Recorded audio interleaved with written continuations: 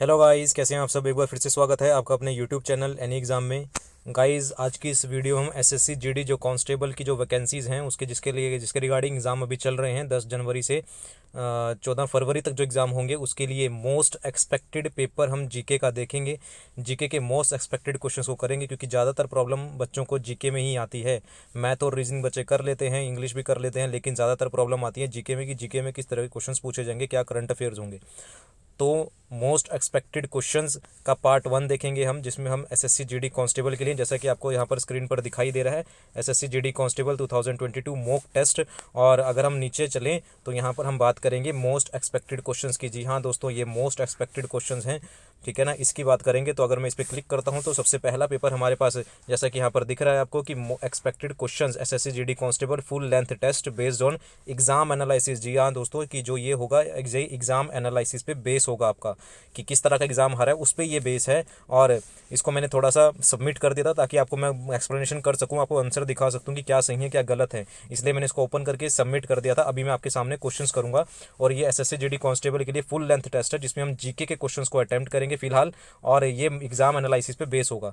तो इस वीडियो को एंड तक ज़रूर देखना है, और ताकि आपके एग्ज़ाम में मदद हो सके किस तरीके का क्वेश्चन आएंगे और क्या क्वेश्चन आगे आ सकते हैं। तो आपके सामने ही मैं पेपर को सॉल्व करूंगा, तो वीडियो के अंदर जरूर देखिएगा। और अगर आपको ये वीडियो पसंद आए तो प्लीज़ वीडियो को लाइक ज़रूर कीजिएगा, और जो व्यूवर्स हमारे चैनल पर नए हैं तो प्लीज़ चैनल को अभी के अभी सब्सक्राइब कर लीजिए, शेयर कर दीजिए और बेल आइकन पर प्रेस कर दीजिए ताकि आपको एग्जाम की हमारे नोटिफिकेशन मिलती रहे। और आपको मैं थोड़ा सा नीचे दिखा दूँ तो एसएससी जीडी कांस्टेबल के एक्सपेक्टेड क्वेश्चन जो है वो बहुत सारे हैं, मैं आपको बहुत सारे क्वेश्चन करवा दूंगा यहाँ पर। तो सबसे पहले हम पहले पेपर पर सिलेक्ट करते हैं, यानी कि फर्स्ट पेपर जो है हमारे पास फुल लेंथ टेस्ट 1 पे, उस पर हम जीके क्वेश्चन को अटेम्प्ट करेंगे।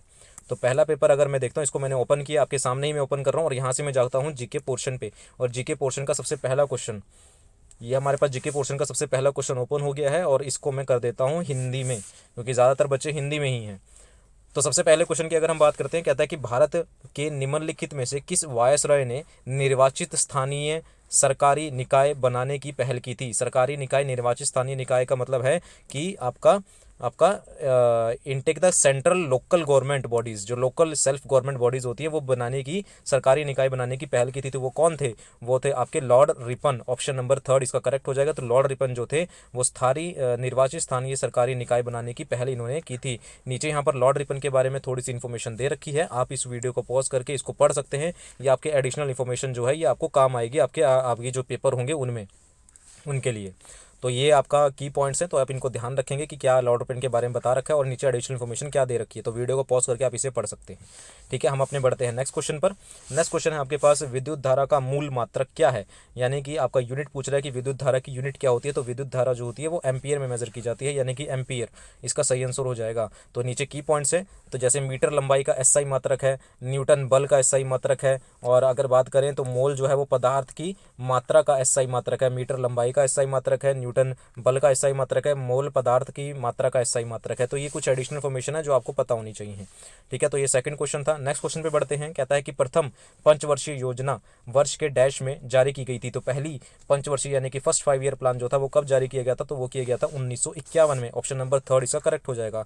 तो 1951 में पहली पंचवर्षीय योजना आई थी। ये कुछ पंचवर्षीय योजना के बारे में नीचे एडिशनल इन्फॉर्मेशन है, वीडियो को पॉज करके आप इसे पढ़ सकते हैं। और गाइज, अगर आपको ये वीडियो पसंद आ रही है, आपको मोस्ट एक्सपेक्टेड क्वेश्चंस पसंद आ रहे हैं, अच्छे लग रहे हैं, तो वीडियो को लाइक करना आप नहीं भूलेंगे, वीडियो को लाइक ज़रूर करेंगे और सब्सक्राइब करेंगे जो व्यूवर्स हमारे चैनल पर नए हैं। आगे बात करते हैं, कह रहा है कि उबेर कप एवं थॉमस कप किससे संबंधित है। तो उबेर कप और थॉमस कप जो है वो किस खेल से यहाँ पर संबंधित है। तो उबेर कप और थॉमस कप जो है वो किससे संबंधित है? उबेर और थॉमस जो है वो आपका बैडमिंटन से रिलेटेड है। ऑप्शन नंबर 3 इसका करेक्ट हो जाएगा। बैडमिंटन से रिलेटेड है उबेर और थॉमस कप। उबेर और थॉमस कप के बारे में थोड़ी सी इन्फॉर्मेशन है, यहाँ पर आपको दिख रहा होगा कि करंट अफेयर के भी दे रखे हैं कि 2022 थॉमस एंड उबेर कप, जो थॉमस कप का 32वां संस्करण था और उबेर कप का 29वां संस्करण था, में बैडमिंटन वर्ल्ड कप फेडरेशन के सदस्यों को, संघों को पुरुषों और महिलाओं के राष्ट्रीय टीमों में प्रसिद्ध किया गया। प्रतियोगिता 8 मई से 15 मई 2022 तक बैंकॉक थाईलैंड में इम्पैक्ट एरिना में हुई थी। तो ठीक है, तो ये थोड़ी सी इन्फॉर्मेशन क्वेश्चन है तो आप इसको वीडियो को पॉज करके पढ़ सकते हैं। तो ओवेयर और थॉमस कप जो है वो बैडमिंटन से रिलेटेड है। नेक्स्ट क्वेश्चन पे आते हैं, कहता है कि शब्द लव का संबंध निम्न में से किस खेल से? तो लव जो शब्द है वो कौन से गेम से रिलेटेड है? तो वो आपका गोल्फ, फुटबॉल, लॉन टेनिस या शतरंज, किससे रिलेटेड है? तो आपका ये है आपका किससे? लॉन टेनिस से। ऑप्शन नंबर थर्ड इसका करेक्ट हो जाएगा। तो जो गल्फ है वो लॉन टेनिस से रिलेटेड है। नीचे इन्फॉर्मेशन दे रखी है, की पॉइंट्स दे रखे हैं, आप वीडियो को पॉज करके पढ़ सकते हैं। ये कुछ खेल यहाँ पर दिए गए हैं, जैसे हॉकी हो गया, क्रिकेट हो गया, गोल्फ, फुटबॉल, तीरंदाजी, तैराकी, पट्टेबाजी और बास्केटबॉल, बहुत सारी गेम्स हैं। इसके बारे में कौन सा वर्ड किससे रिलेटेड है आप वीडियो को पॉज करके ये पढ़ सकते हैं। ठीक है, नीचे और भी बहुत सारे वर्ड्स हैं, तो वीडियो को ये सारा कुछ आप पढ़ सकते हैं ताकि आपके जो अपकमिंग एग्जाम्स हैं, यानी कि जो आगे एग्जाम होने वाले हैं एसएससी जीडी के, उसमें आपको मदद मिल सके। तो ये आपका क्वेश्चन नंबर 5 था। नेक्स्ट क्वेश्चन पे आते हैं कि अरे बेरी बेरी विटामिन डैश की कमी के कारण होता है। तो सबको पता है कि बेरी बेरी विटामिन बी की कमी के कारण होता है। ऑप्शन नंबर बी इसका करेक्ट हो जाएगा।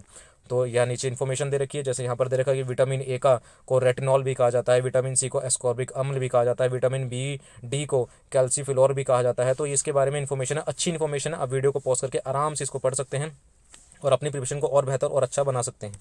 ठीक है, हम अपने बढ़ते हैं नेक्स्ट क्वेश्चन पे। नेक्स्ट क्वेश्चन में कह रहा है कि शिक्षा का अधिकार भारतीय संविधान के किस संविधान के अंतर्गत आता है? तो शिक्षा का अधिकार सबको पता है कि अनुच्छेद 21A के अंतर्गत आता है। ऑप्शन नंबर थर्ड इसका करेक्ट हो जाएगा।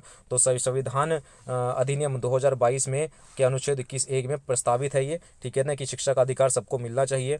और अनुच्छेद 12 से हमारे जो भारतीय संविधान है, भारत 3 में अनुच्छेद 12 से 35 मौलिक अधिकार हैं। कहाँ से कहाँ तक हैं? 12 से लेके 35 तक हमारे क्या हैं? मौलिक अधिकार हैं। ठीक है, कि हमें क्या क्या अधिकार मिलने चाहिए। 21 में हमारा शिक्षा का अधिकार आता है। ठीक है, और आगे थोड़ी सी इन्फॉर्मेशन और है कि जैसे अनुच्छेद 19 के बारे में बताया गया है कि 19 में क्या होना चाहिए। ठीक है ना, और उसने 29A के बारे में बताया गया, 43B के बारे में बताया गया। तो सारे जो आपके प्रावधान है ये दे रखे हैं, सारे संशोधन दे रखे हैं, सारे आर्टिकल दे रखे हैं। तो आप वीडियो को पॉज करके पढ़ सकते हैं। नेक्स्ट क्वेश्चन पे आते हैं। नेक्स्ट क्वेश्चन कहता है कि ग्लोबल इनोवेशन इंडेक्स 2022 में भारत में निम्नलिखित में से कौन सा रैंक हासिल किया? तो ये करंट अफेयर का क्वेश्चन है जो कि आपके एग्जाम में पूछा जा सकता है। इनोवेशन इंडेक्स 2022 में भारत का स्थान कौन सा है? तो भारत का स्थान है 40वां। ऑप्शन नंबर 4 इसका करेक्ट हो जाएगा। तो भारत का इनोवेशन इंडेक्स में जो भारत का स्थान है वो 40वां स्थान है। इन्फॉर्मेशन आपको नीचे दी रखी है, वीडियो को पॉज करके आप पढ़ सकते हैं। कुछ और हम रैंक के बारे में जान लेते हैं, जैसे वैश्विक पर्यावरण प्रदर्शन सूचकांक में 180वां रैंक है इसका। अव्वल नंबर पे है डेनमार्क। विश्व प्रेस स्वतंत्रता दिवस में 150 बहुत बेकार रैंक है। 150 रैंक बहुत बेकार रैंक है। सबसे पहला नंबर पर नॉर्वे का प्रथम रैंक है। विश्व पर्यावरण प्रदर्शन पर्यावरण के अकॉर्डिंग हमारा 180वां स्थान है और प्रेस में 150वां स्थान है। वर्ल्ड हैप्पीनेस इंडेक्स की अगर बात करें तो 136वां स्थान है, बहुत ही बेकार स्थान है। और विश्व प्रतिस्पर्धात्मक सूचकांक में 43वां है। ग्लोबल जेंडर गैप रिपोर्ट में 135वां है और भ्रष्टाचार धारणा सूचकांक में 35वां स्थान है। तो नीचे यहाँ पर ये प्रथम दे रखे हैं और साइड में इंडिया का रैंक दे रखा है। तो वीडियो को पॉज करके आप पढ़ सकते हैं। नेक्स्ट क्वेश्चन पे आते हैं कि अरुणाचल प्रदेश में काफ़ी लोकप्रिय लोसर त्यौहार मुख्य रूप से डैश जनजाति द्वारा मनाया जाता है। तो लोसर त्यौहार कौन सी जनजाति के द्वारा मनाया जाता है? ये मोनपा जनजाति के द्वारा मनाया जाता है। नीचे एडिशनल इन्फॉर्मेशन आपको दे रखी है, वीडियो को पॉज करके आप पढ़ सकते हैं। नेक्स्ट क्वेश्चन पे आते हैं, कहते हैं कि निम्नलिखित में से वह व्यक्ति कौन है जिनका नाम देवनाम प्रिया या फिर पियादसी के भी जाना जाता है? जो ऐसे कौन से राजा थे जिनका नाम देवनाम प्रिया या फिर पियादसी भी कहा जाता था?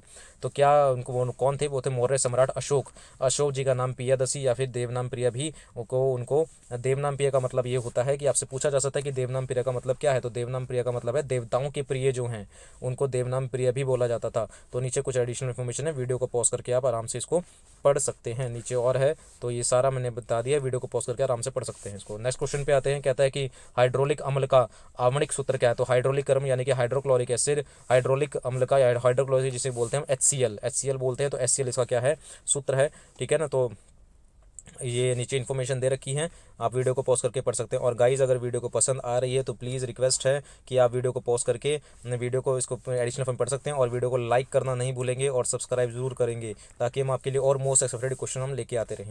नेक्स्ट क्वेश्चन पे आते हैं, कहता है कि 50 रुपये के महात्मा गांधी श्रृंखला के नोट पर आकार क्या है? उसका आकार पूछ रहा है कि 50 रुपये का आकार क्या है? 50 रुपये का, तो इसके जो लेंथ और ब्रेथ है वो 66 से 135 मिलीमीटर की है। 66 मिलीमीटर से 135 मिलीमीटर की उसकी लेंथ है, जिसपे 50 रुपये के नोट पे नीचे और भी नोट दिए रखे हैं कि जैसे 5 रुपये के नोट पे ट्रैक्टर का निशान है। ठीक है ना, हरे नारंगी रंग का है। 10 रुपये सूर्य मंदिर कोणार्क का है, चॉकलेटी भूरा है। 20 रुपये पे एलोरा की गुफाएं हैं, हरा सा पीला है। और हम्पी है 50 पे, और जिसका भी मेजरमेंट हमने देखी। 100 पे रानी की वाव है, 200 पे सांची का स्तूप है, 500 पे लाल किला है और 2000 पे मंगलयान है। और ये सारे इनके कलर दे रखे हैं जो कि आपके एग्जाम के लिए इंपॉर्टेंट है, तो वीडियो को पॉज करके ये जरूर पढ़ना मत भूलिएगा।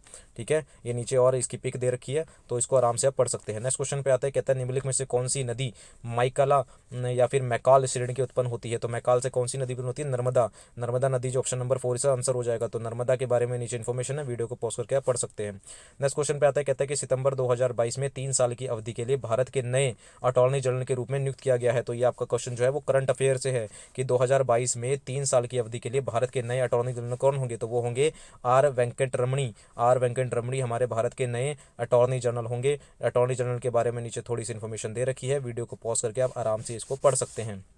ये कौन होते हैं? ये भारत के कानूनी सलाहकार होते हैं। अटॉर्नी जनरल कौन होता है? भारत के कानूनी जो सलाहकार होते हैं वो होते हैं अटॉर्नी जनरल। तो ये कौन है? ये एम वेंकट रमणी जो हैं वो नियुक्त किए गए हैं, और इसका आर वेंकट रमणी। तो ये करंट अफेयर से क्वेश्चन था। आगे बात करते हैं, कहता है कि मोहिनी अट्टम भारतीय राज्य डैश का एक शास्त्रीय नृत्य है। शास्त्रीय नृत्य है कौन? मोहिनी अट्टम। मोहिनी अट्टम कहाँ का है? मोहिनी अट्टम है केरल का। ऑप्शन नंबर ए इसका करेक्ट हो जाएगा। मोहिनी अट्टम कहाँ का राष्ट्रीय है? केरल का है। नीचे अगर बात करते हैं भरतनाट्यम तमिलनाडु का है।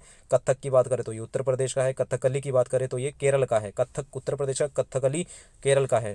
भरतनाट्यम तमिलनाडु का। कुचिपुड़ी आंध्र प्रदेश का है। मणिपुरी मणिपुर का है। उड़ीसी उड़ीसा का है। मोहिनी अट्टम की बात करें तो वो केरल का है। और सत्रिया की बात करें तो वो सात्रिया है, जिसे हम बोलते हैं असम का है। ठीक है, तो ये कुछ नृत्य थे, वीडियो को पॉज करके आप पढ़ सकते हैं। आगे बात करते हैं, किस संविधान अनुसंधान के द्वारा भारत के वयस्क मताधिकार की आयु 21 वर्ष से घटाकर 18 वर्ष कर दी गई थी। तो कौन सा संविधान संशोधन था? वो था 61वां, यानी कि ऑप्शन नंबर 20 का आंसर हो जाएगा।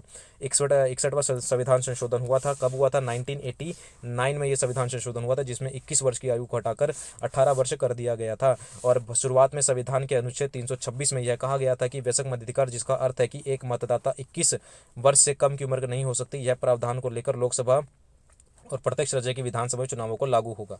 ठीक है, तो ये 21 वर्ष से घटाकर, और संविधान संशोधन था 1989 का, जिसमें 21 को घटाकर 18 वर्ष कर दिया गया था। और 61 ये संशोधन था।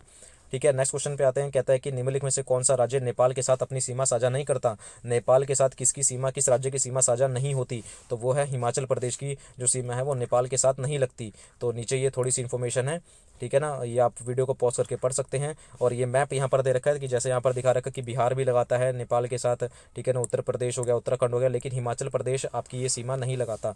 तो ऑप्शन नंबर ए बी इसका करेक्ट हो जाएगा। हिमाचल प्रदेश नेपाल के साथ अपनी सीमा नहीं लगाता। नेक्स्ट क्वेश्चन पे आता है, कहता है कि अभ्यास अग्नि योद्धा, ये भी करंट अफेयर से क्वेश्चन है कि अभ्यास जो अग्नि योद्धा जो अभ्यास है वो किन दो देशों के बीच में हुआ है? वो है भारत और सिंगापुर के बीच में। अभ्यास अग्नि जो अभ्यास है, अग्नि अभ्यास, वो योद्धाभ्यास जो है वो इन सिंगापुर और भारत के बीच में हुआ है। और ये कौन सा संस्करण है? ये 12वां संस्करण है, जो कि 13 नवंबर 2022 को शुरू हुआ था और 30 नवंबर 2022 को फील्ड फायरिंग रेंज देवलाली में संपन्न हुआ था। तो कब ये शुरू हुआ था? 13 नवंबर से लेके, माफ़ कीजिएगा, 13 नवंबर से लेके 2022 से लेके 30 नवंबर 2022 तक ये चला था। और कौन सा है, कौन सा संस्करण है ये? अभ्यास अग्नि योद्धा है। तो भारत और सिंगापुर के बीच में ये हुआ था। यहाँ इसी फोटो आप देख सकते हैं, भारत और सिंगापुर के बीच में ये किया गया था। नीचे एडिशनल इन्फॉर्मेशन है, वीडियो को पॉज करके आप पढ़ सकते हैं। नेक्स्ट क्वेश्चन पे आते हैं, भारतीय जनगणना 2011 के अनुसार निम्नलिखित में से किस राज्य समूह में महिला साक्षरता दर सबसे अधिक है? तो महिला साक्षरता दर सबसे अधिक कहाँ पर है? ये है केरल और मिजोरम में। केरल और मिजोरम में महिला साक्षरता दर सबसे अधिक है। तो ये थोड़ी सी इन्फॉर्मेशन है साक्षरता दर के लिए, और आप इस वीडियो को पॉज करके आराम से इसको पढ़ सकते हैं। नेक्स्ट क्वेश्चन पे आते हैं, कह रहा है कि आत्मीय सभा के संस्थापक कौन थे? आज का हमारा लास्ट क्वेश्चन, कि आत्मीय सभा के संस्थापक कौन थे? तो आत्मीय सभा के जो संस्थापक थे वो थे Raja Ram Mohan Roy. Option number A sir correct हो जाएगा। तो आत्मीय सभा के जो संस्थापक थे वो राजा राम मोहन राय थे। उनका जन्म हुआ था 22 मई 1772 को बंगाल के राधानगर में, और आधुनिक भारत के पिता भी इनको कहा जाता है, और बंगाल के पुनर्जागरण के पिता के रूप में भी इनको जाना जाता है। किसके रूप में? आधुनिक भारत के पिता और बंगाल पुनर्जागरण के पिता के रूप में इनको जाना जाता है। और थोड़ी सी इन्फॉर्मेशन अगर इनके बारे में पढ़ें तो इन्होंने सती प्रथा को समाप्त करने में, ये किसकी सहायता की थी? लॉर्ड विलियम बेंटिक की इन्होंने सहायता की थी। किसको समाप्त करने के लिए? सती प्रथा को समाप्त करने के लिए। ठीक है, तो नीचे इन्फॉर्मेशन यहाँ पर थोड़ी सी दे रखी है, आप वीडियो को पॉज करके ये पढ़ सकते हैं।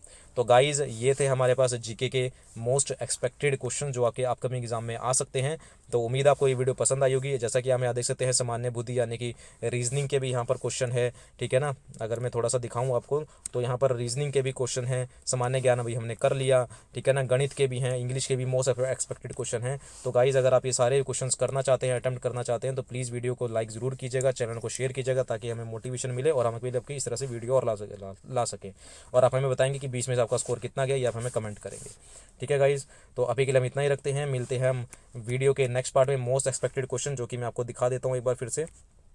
यहाँ पर आपको दिख रहा है कि अगले पार्ट में हम मोस्ट एब्सोल्यूट क्वेश्चन के यहाँ पर करेंगे। ये थर्ड फोर्थ सारे पेपर आपको दे रखे हैं। तो अगर आपको ये क्वेश्चन अटेम्प्ट करने हैं हमारे साथ तो वीडियो को लाइक शेयर और सब्सक्राइब जरूर कीजिएगा। मिलते हैं नेक्स्ट पार्ट में, अभी के लिए इतना ही। Thank you very much.